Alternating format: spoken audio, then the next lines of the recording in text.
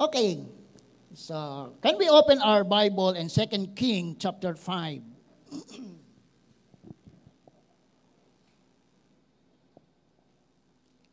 Second King chapter 5. Okay, dyan na po ba kayo? Sa Syria ay may isang pinuno ng hukbo na nangangalang Naaman. Mataas ang kanyang pagtingin sa kanya ng hari, sapagkat sa pamamagitan niya ay pinagtatagumpay ni Yahweh ang Syria sa mga kalaban.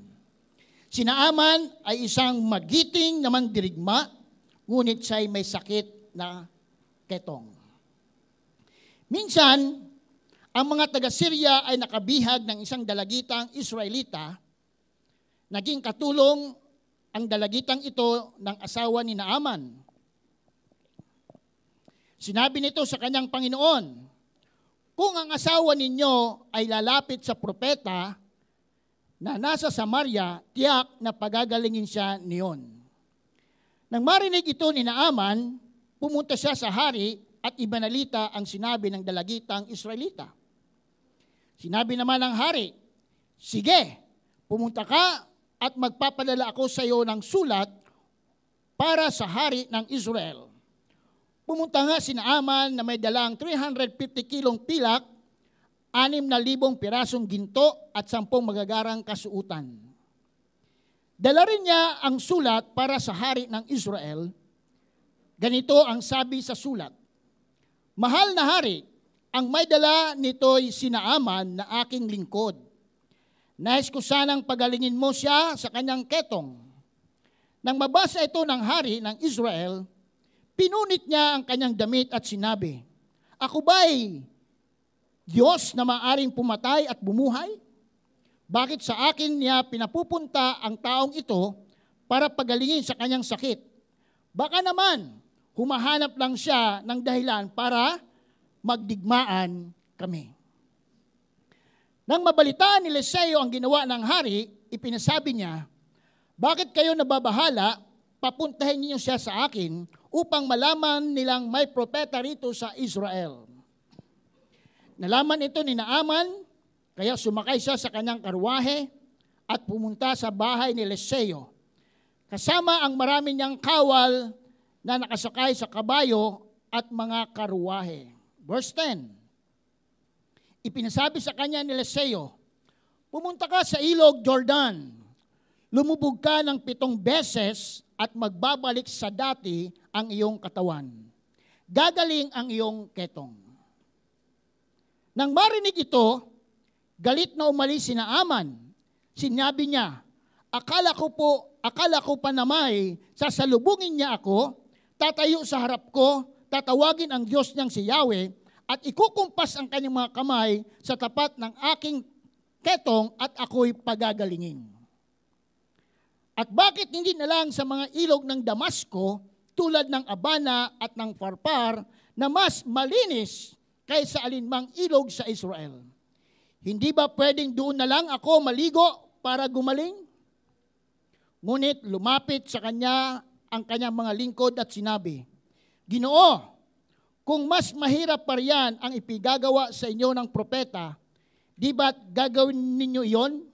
Gaano pa iyang ipaghuhugas lang kayo para luminis?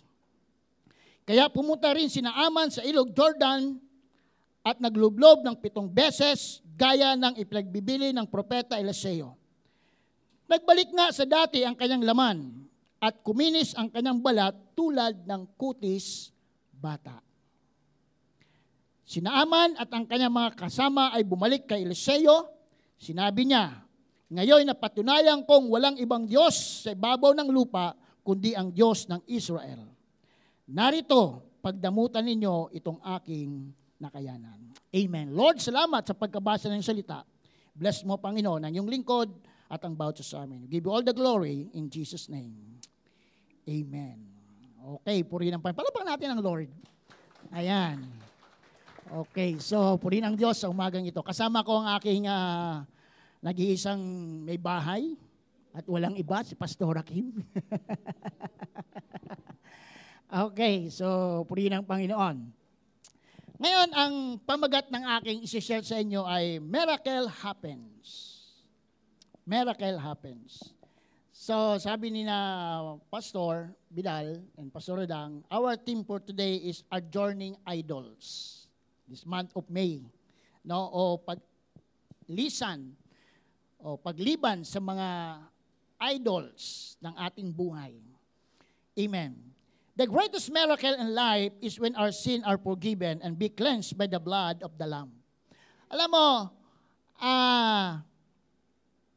maraming tao ang naghahanap ng himala. Tama po ba? Kaso ang gusto nilang maranasang himala ay yung physical na himala. Yung bang gumaling sila sa kailang karamdaman, sa matinding sakit, no? Gumaling sila, yun ang kailang himala. O kaya naman may something silang hinihingi sa Lord, no? Ay tinupad, nangyari. No? So, yun ang mga nakikita nating himala sa buhay natin na gustong-gusto natin maranasan. But this time, gusto ng Panginoon ang himala na maranasan mo, not only physical, but spiritual. Amen ba? Sino ang kailangan ng himala para sa kanyang spiritual na buhay? Amen. Lahat po tayo, gusto natin na araw-araw merong pagkilos ang Diyos sa buhay natin. Amen ba? Araw-araw gusto natin na enkwentro ang Diyos sa buhay natin. Pero, meron dapat tayong gawin. Hindi ho dadating ang himala na wala kang gagawin. Amen. Parang hindi dadating ang blessing kung ikaw ay tutunganga lang. Amen ba? And the principle of blessing is giving. Amen? And the principle para tayo magkaroon ng himala sa araw-araw ng buhay natin, itong ating pag-aaralan. Amen. Ngayon, lahat tayo nagnanais ng himala sa buhay natin.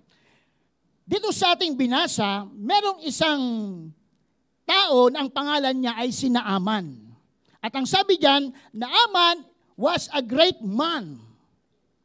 Great man. Bakit? Siya po ay mandirigma. Almost kanang kamay ng hari ng Syria. No? So matapang, magiting, di ba? So, grabe ang kanyang kasikatan. No? Kasi siya po ay talagang matindi makipaglaban. Pero, meron siyang problema. Ang problema niya, meron siyang ketong. Sabi nga natin, ketong. Ayan. So, meron siyang ketong na kung saan ito yung nagiging hadlang sa buhay niya. No? So, bagamat siya ay matindi makipaglaban, pero ang sarili niya, meron siyang nilalabanan. Right? Nakikipaglaban siya, nakikipagdigma siya, pero sa kanyang sariling buhay, meron din pala siyang pinaglalabanan. Tama po ba yon? And sometimes sa buhay natin, we go to the ministry, we go to the mission, nakikipag-battle tayo sa mga kaaway natin na spiritual, but deep inside, sa ating buhay mismo, meron tayong nilalabanan din. Tama ba? Amen. Pakisabi sa katabi mo, pinaglalabanan ka rin ba? Tama? Ha? Si Naaman, bagamat siya'y magiting, pero ang kanyang katawan, meron siyang tinatago. At yung ketong na yon, nakakahiya. At hindi lang nakakahiya, nakakahawa. Kaya posible na si Naaman, bagamat siya ay magaling, pero merong pagkakataon sa kanya na siya ay nagsusulo lang. Kasi iniisip niya, baka mahawa ang aking mga sundalo. Tama ba? Nahihiya siya dahil para makita ang kanyang katawan, maging kapansanan niya, magiging kapulaan sa kanya. So, yun ang kanyang kinahihiya. At tinatago niya dahil meron siyang ketong. And leprosy is a symbol of sin. Okay? Leprosy is a symbol of sin. Alam mo, kapag meron pong tinatago na kahit kakapiranggot na kasalanan sa buhay natin, sisingaw at sisingaw yan. Lalabas at lalabas yan.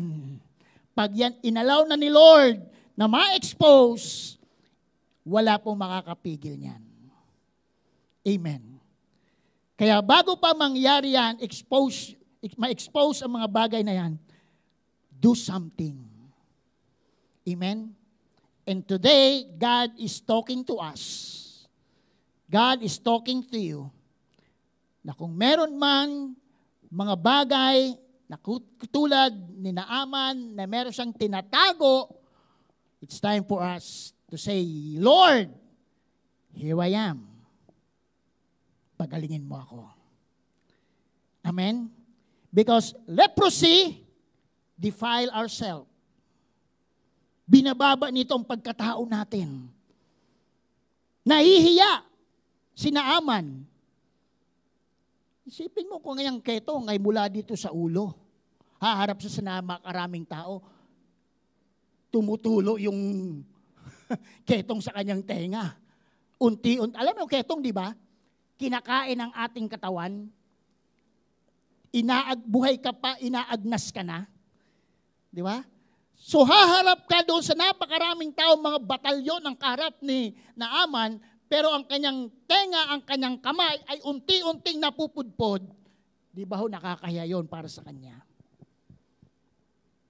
At ganun ho ang pakiramdam ng merong isang kasalanan.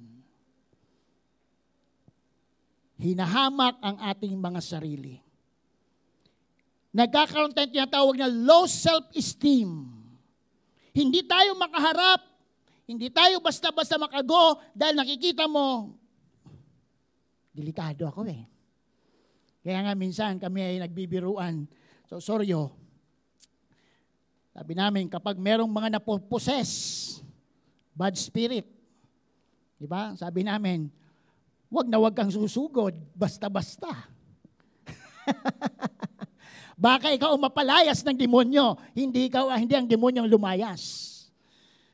Dahil si Satanas, ang demonyo, alam ang buhay mo. Alam ang sekreto ng buhay mo. Pwedeng i-expose ka anytime. Amen? Pwedeng pinapalayas mo siya pero hindi lumalayas ang bad spirit, baka ikaw pang pagtawanan. Kasi, meron kang tinatago. Amen.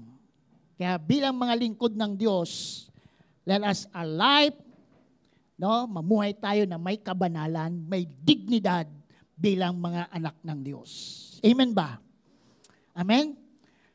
At kailangan magkaroon ng himala sa buhay natin. Sabi doon, si Lord lang ang pwede maghipo ng ating puso. Amen? Si Jesus lang ang pwedeng magbura, magtanggal ng ating mga kasalanan. Alam mo, lalo na kapag ang kasalanan natin ay nag-ugat na. Alam mo yun, nag-ugat na? Yung namugad na sa'yo. Di ba? Ayaw mo naman, pero lagi nandyan. Amen ba? Meron ba akong mga kausap dito na may mga kasalanan din tulad ko? Amen. Di ba? Lahat tayo. Leaders, pastors, all of us, we are not perfect. Sometimes nagkakamali tayo. At minsan yung malit na kasalanan na matagal na sa ating buhay, tinatago natin. Ayaw natin ma-expose kasi nakakahiya. Ayaw mo sabihin sa leader mo.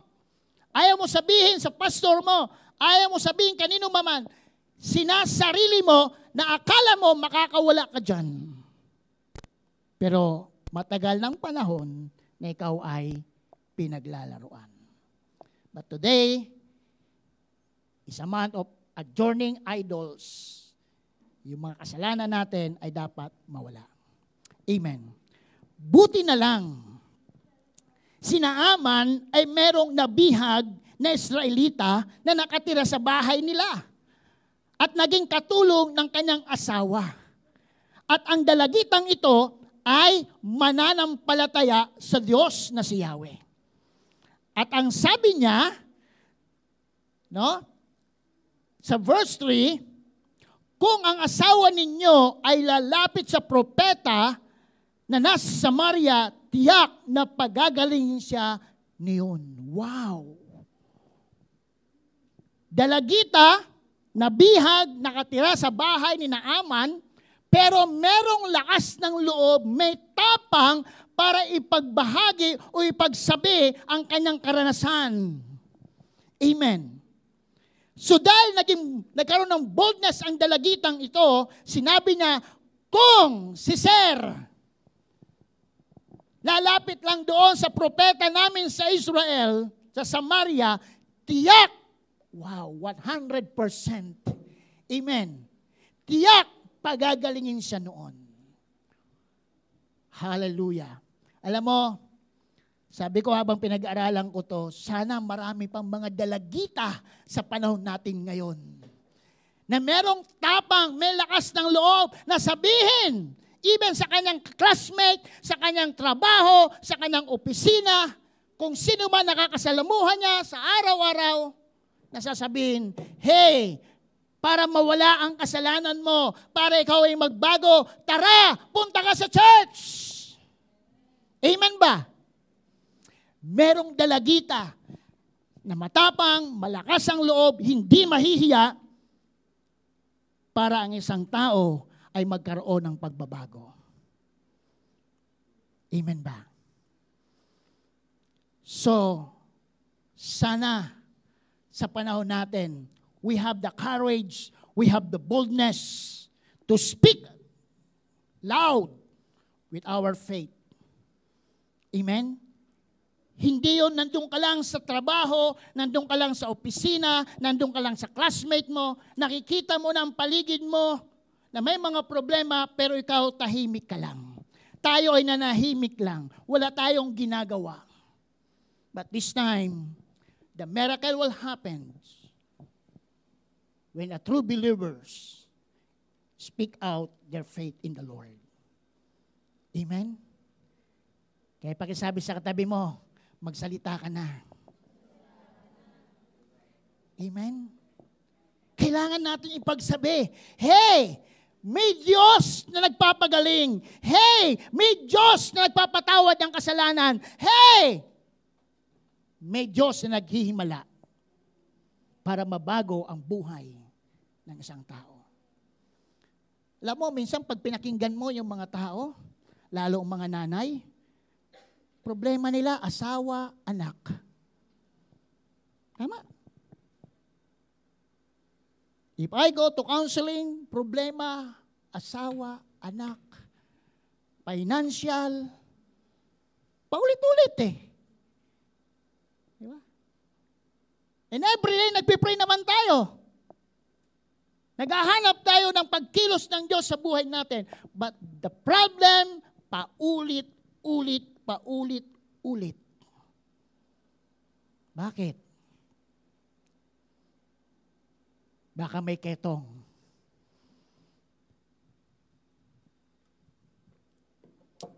Amen. Nandiyan pa ba kayo? So salamat. Naaman had a gentle maid in his household. Meron siyang maayos na katulong.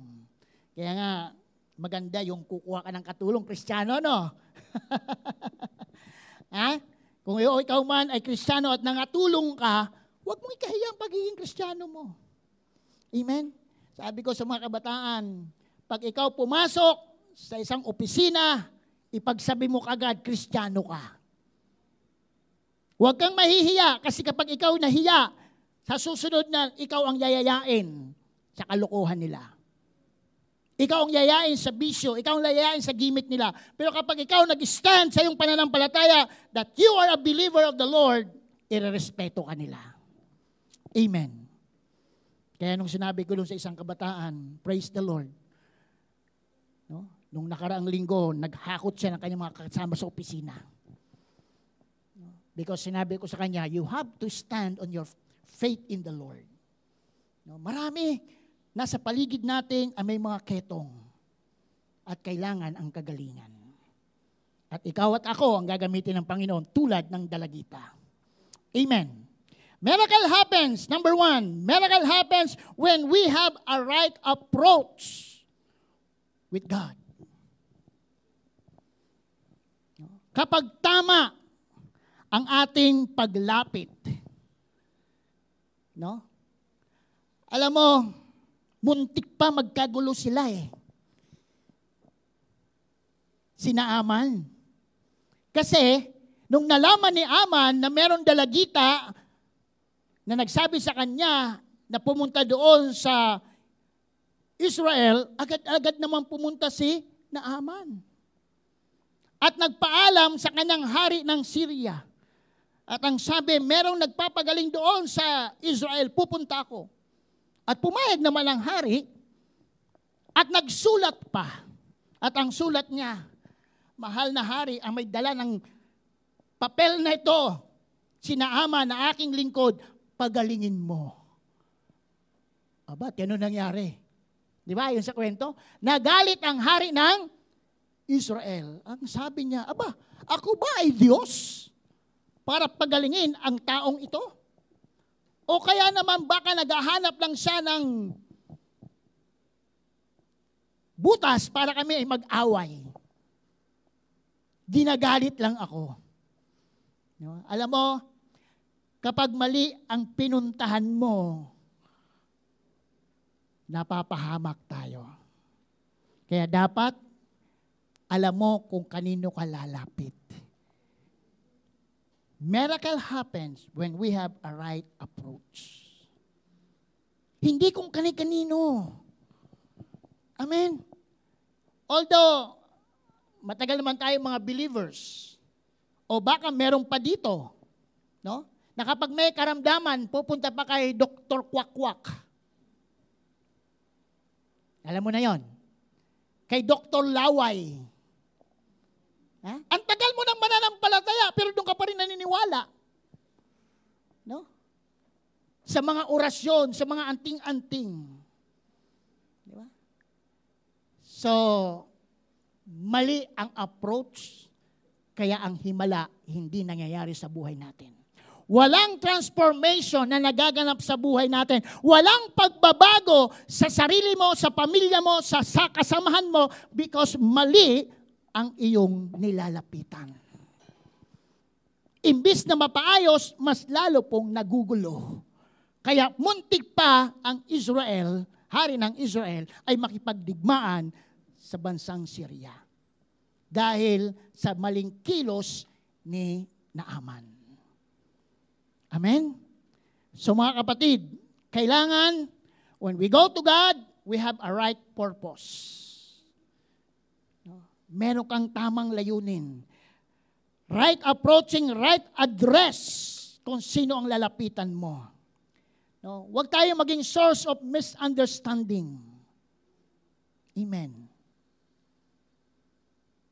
Yung nagkakagulo tayo dahil sa, sorry, mali pala ako. Madali lamang sabihin ng sorry, kaso may na-damage na. Di mo na mababalik yon. Maibalik mo man mahabang proseso para maayos uli. Alam mo, minsan kapag ang relasyon nagkalamat, mahirap na maibalik. Maibalik man yan mahabang panahon. Amen? Buti na lang. Praise the Lord. Laging buti na lang Nang nagalit ang hari ng Israel, nalaman kagad ni Eliseo. No? Nalaman kagad ni Eliseo. At ang sabi ni Eliseo, bakit hindi mo papuntahin yan dito sa akin, yung taong yan? Wow. Alam mo, mga man of God, dapat to the rescue agad tayo, no? Bago lumala ang sitwasyon, as leaders, as man of God, to the rescue ka agad. Sabi mo sa katabi mo, dapat ikaw to the rescue. Amen? Tayo kaagad ang mamamagitan. Sa mga panahon na hindi nagkakaintindihan ang ating kapaligiran, as leaders, we have to stand on the gap. Mamagitan ka na. Tumayo ka na. Amen? Kaya nga bawal sa atin yung nahihiya. No? Bawal na sa atin yung pakemi-kemi pa. Diba? Tagal mo ng Kristiyano, tagal mo ng mananampalataya. You have to stand on our faith. Amen? So, purihin ang Panginoon. So, dinala ngayon kay Naaman ang taong dinala ngayon kay Eliseo, no, si Naaman, no, para makaranas siya ng himala. Okay. Ngayon, eto na. Nung dumating na si Naaman, ibang kanyang espekulasyon. Dahil mataas siya. Di ba? Ang taas ng kanyang ranggo. So, thinking niya, si Eliseo ay lalabas ng bahay, tapos sasalubungin siya, i-welcome siya, ipagpipray siya para sa ay gumaling. Amen. Pero kabaliktaran lahat ng kanyang ekspekulasyon. Si Naaman ay natili sa loob ng tahanan at inutusan lang ang kanyang katulong, sabihin mo kay Naaman, maligo sa Jordan, maglublob sa Jordan ng 7 beses at siya ay gagaling. Aba, ano nangyari kay Naaman? Natuwa ba si Naaman? Nagalit. Ako? Lulublob sa Jordan? No way.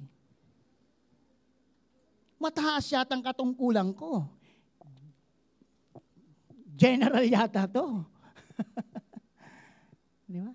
So hindi siya basta-basta pumapayag.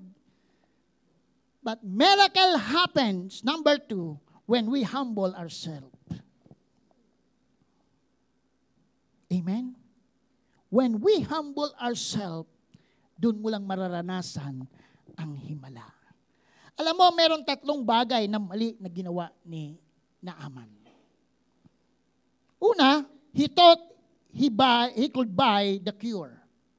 Isip niya, kaya niyang bilhin ang kagalingan. That's why, nagdala siya ng maraming pasalubong kay Eliseo. Ang dami niyang dala, di ba? Sabi diyan sa verse 5, pumunta nga si Naaman na may dalang 350 kilong pilak, 6,000 pirasong ginto at 10 magagarang kasuutan.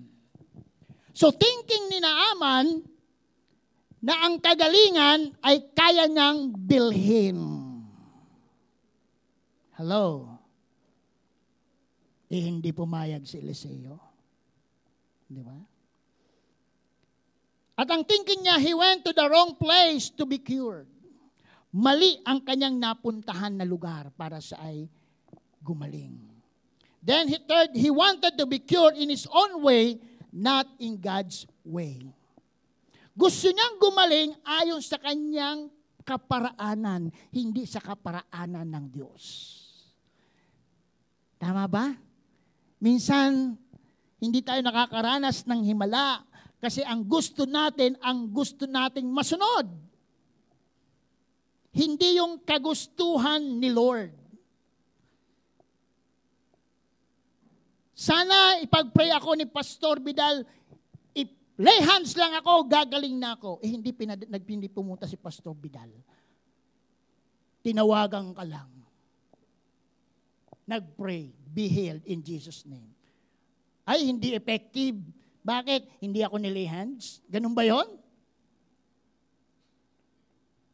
Sabi ni Lord, my ways is higher than your ways and my thoughts is higher than your thoughts. Tama?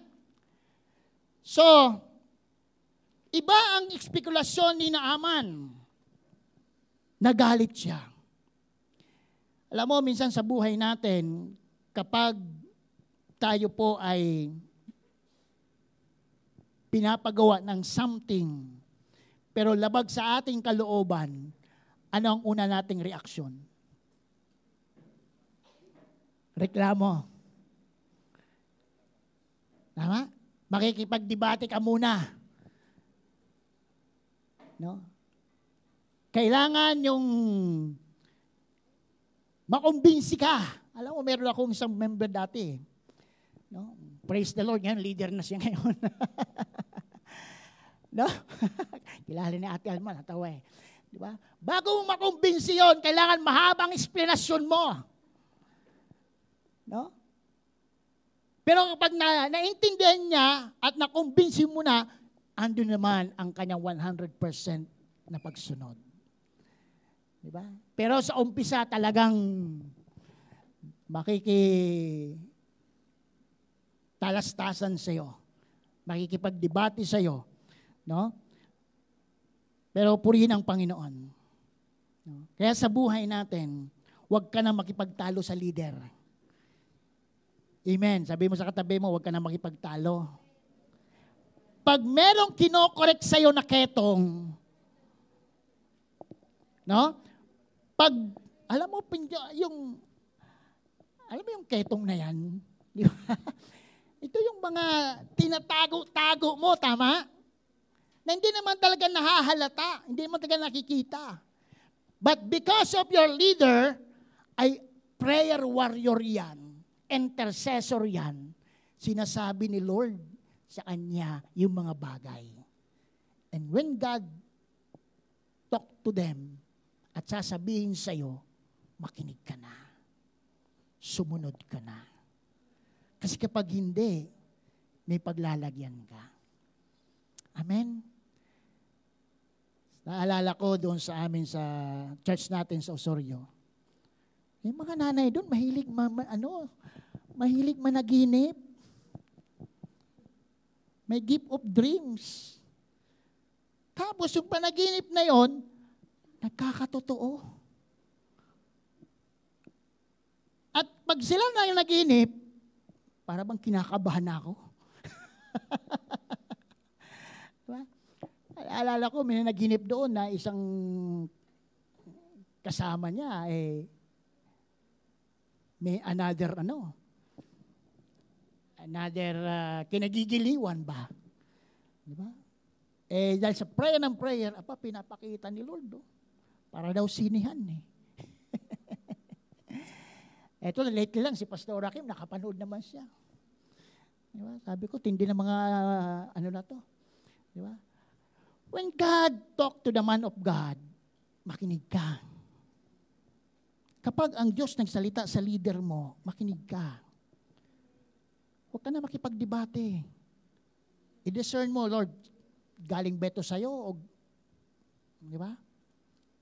Kasi merong inaayos ang Lord sa buhay natin. Na sometimes, hindi naman nakikita ng karamihan. Actually nga, ikaw lang nakakaalam ng ketong mo eh. Sinaaman sila ang nakakaalam. O ilan mga kasamaan nga siguro doon. Hindi lahat. Pero pilit niyang tinatago dahil alam niya nakakahiya. Pag na-expose. Amen? So alam natin, sa buhay natin, na may mga bagay na kailangan tayo ay gumaling personally. Lord, this time, gusto kong lumaya sa bagay na ito. Gusto kong gumaling sa bagay na ito. Diba? Ano kaya yung mga bagay na yon? Kasi baka tagal-tagal mo na, marites ka pa rin. Tagal-tagal mo na, naniniwala ka pa rin yung kina Dr. Kwak-Kwak. Diba? So, mga kasalanan na akala mo tama, pero mali pala. And we are living in the last day. And the last day is the last day na kilos ng kaaway, the spirit of deception. Panliling lang. Akala mo, totoo, pero hindi pala. Akala mo, tumatayong Kristiyanong-Kristiyano, pero may tinatago pala. Kaya po, ingat po tayong lahat. Amen? So, when we humble ourselves before the Lord, doon magsisimula ang tunay na paglaya mo. ang tunay na kagalingan natin. Spiritually, no? At pag spiritually gumaling tayo, susunod na lang mga another areas ng buhay natin. Physically, emotionally, di ba? Financially, lahat yon maayos kapag ayos ang ating spiritual. Amen. Kaya kapag inayos ni Lord ang ating buhay, no, tinanggal natin ang mga bagay sa buhay natin, mga sabit pa, kikilos ang Diyos sa buhay natin.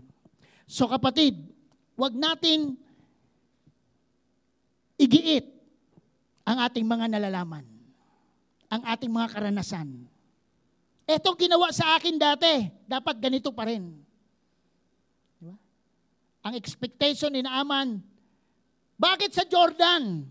Bakit hindi na lang doon sa Abana o sa Parpar, sa Damasco? Bakit dyan pa sa Ilog Jordan ang dumi? And what is Ilog Jordan symbolize? Tama ba? Ang Jordan is a place of transformation. Doon binabautismuhan. At pag-ahon mo, bago ka na. Tama? No? So every day, we have to kneel down in the presence of the Lord, in the place of Jordan. Lord, nagpapakumbaba ako sa iyo. Lord, take up this secret sin na meron ako. Lord, tanggalin mo itong mga bagay sa buhay ko. I want miracle in my life. Amen. Sabi ko, ang tagal-tagal mo na, baka tagal-tagal mo lang Kristiyano. May nakaipit pang hope. May hope pa ba ngayon? Di ba? Naalala ko yung isang nagmi-meeting kami, mga pastor. Ito, ministerial. Nagmi-meeting kami. Dala na yung Bible niya. Tapos mayaman, may nahulog. Puk! Yung nahulog, yung ticket ng loto. Oy, pastor, nagtutulog ka. Ay, hindi. Tudo ni na siya. Ayan o, ebidensya. Di ba? So may mga bagay tayo na, amen? Kaya hindi tayo maging ilaw, makapagpulbas sa paglingkod sa Diyos, dahil may mga ketong tayong tinatago. Nakikipag-inuman ka pa, nagbibisyo ka pa, o kaya naman Zimbabwe, walang pagbabago sa buhay.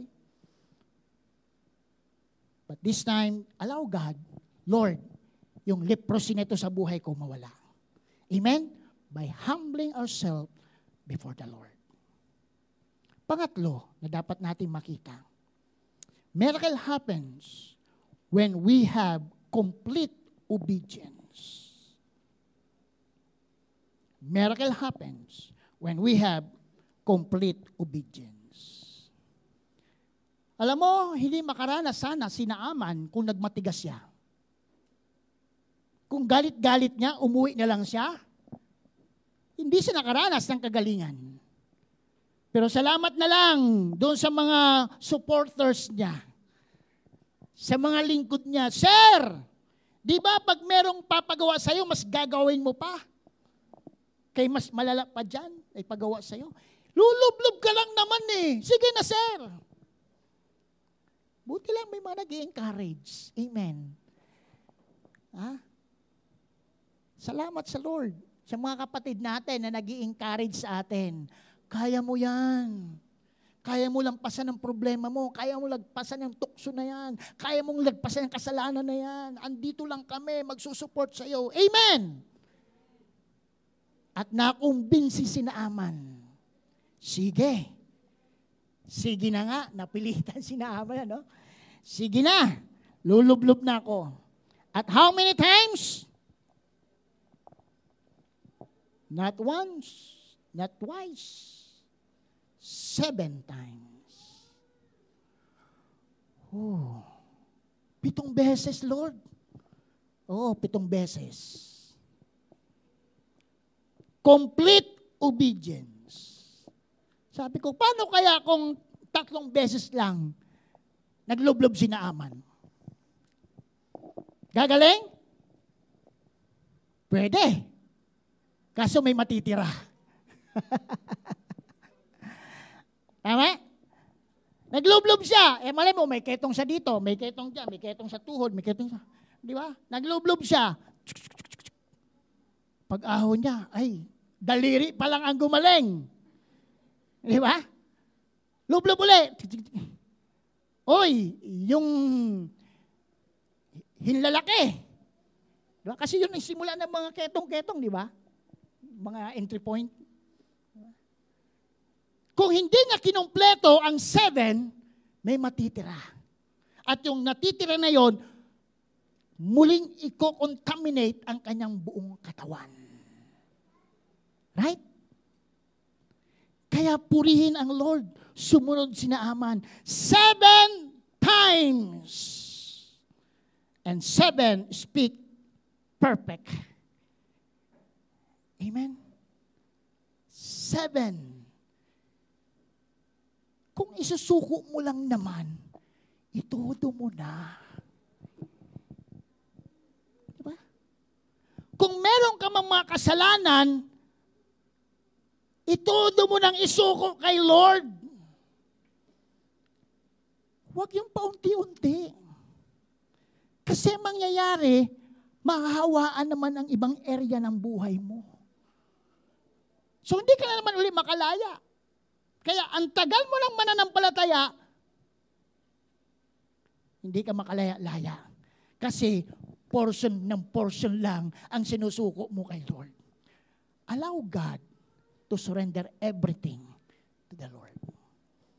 Amen? Lord, 7. Lulublob ako. Aba. Di ba? Kada ahon niya, may pagbabago. Bakit? Nasa Jordan eh. Amen? Sino sa inyo mga nakaranas ng baptism? Right? Ako sa tagal ko nang naglilingkod kay Lord, dami ko nang nabaptize. Pero yung mga nabaptize na yun, wala na rin. Di ba? Lumublob, hindi umahon.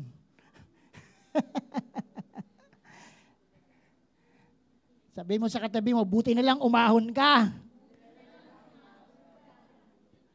Amen?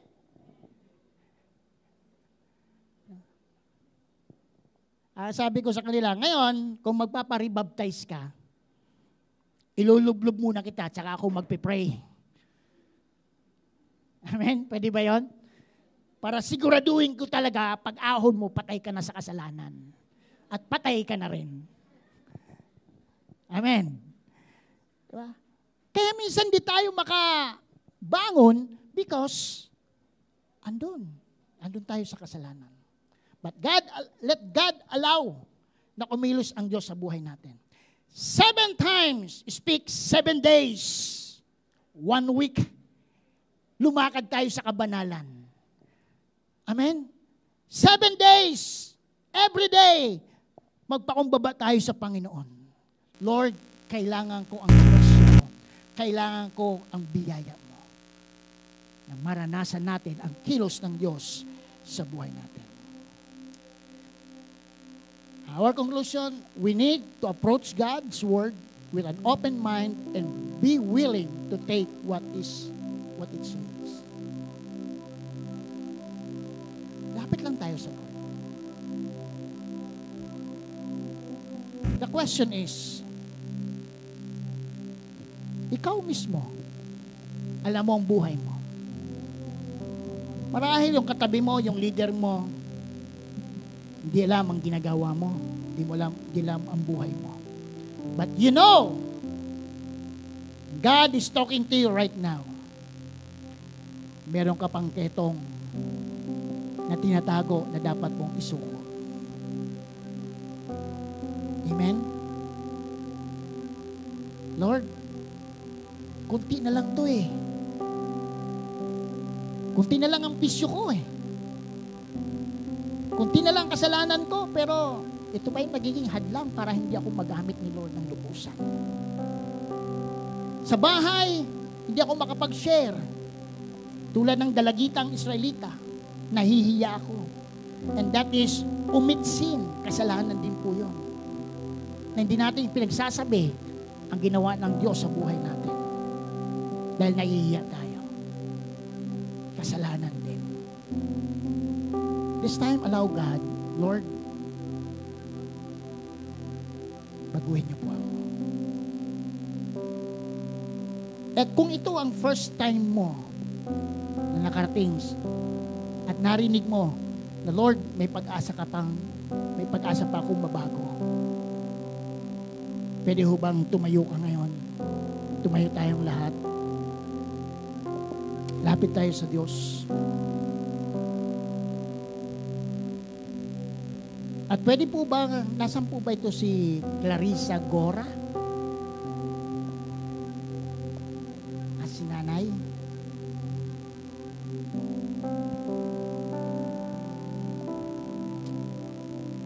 Pwede po samahan niyo po dito? Alam mo, nagsasaya ang kalangitan dahil sa isang kaluluwa na naligtas.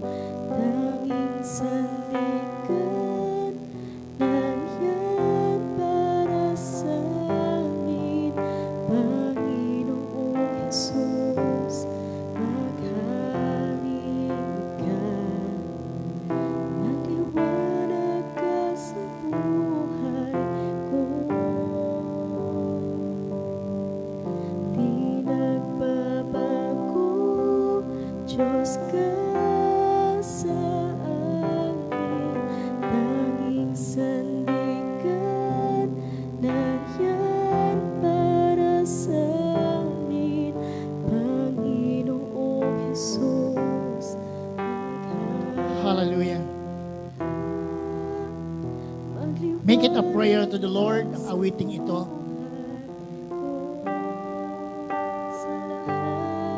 Sa lahat ng panahon, Diyos ka sa lift up your hands, worship the Lord. Sa lahat ng oras, nariyan para sa amin, Panginoong Jesus, purihin ka, dakilain ka sa buhay ko.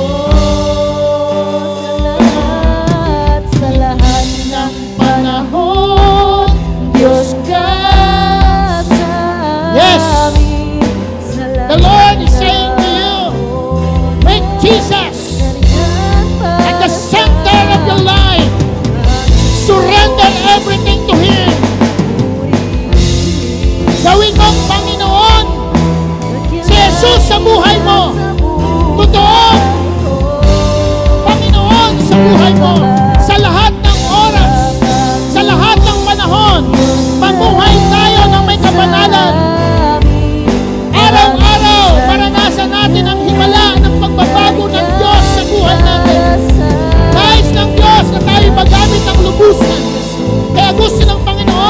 kusang himala na mangyari sa buhay natin.